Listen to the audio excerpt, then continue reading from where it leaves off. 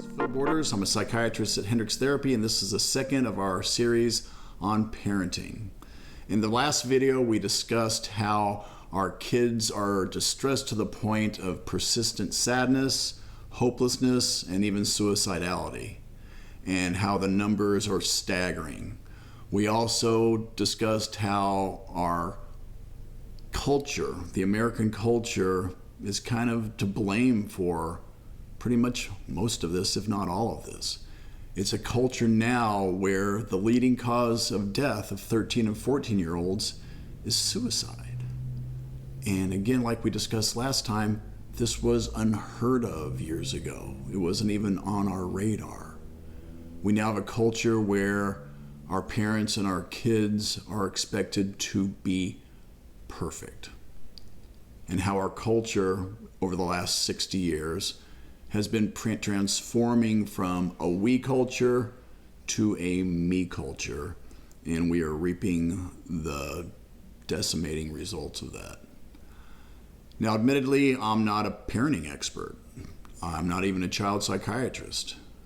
I've raised 3 kids in the suburbs of Indianapolis, so my experience as a parent has its own confines.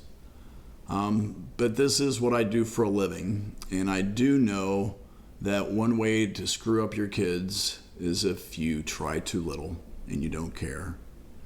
I also know that caring too much about your kids also can be stressful and have some negative consequences. So we're shooting for somewhere in the middle. For the people who don't care that much, for the abusive parents, the neglectful parents, let's face it, they're not watching a video on parenting, so we kind of don't need to discuss them. What this series is for the rest of us. Those who want to be good parents but have the pressure to be super parents. The pressure to be the hardworking, take care of everything parents.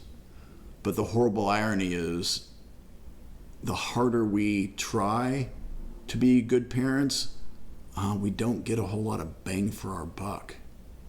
Trying harder to be the perfect parent doesn't really change much of the outcome of our kids, except maybe stressing them out and stressing us out.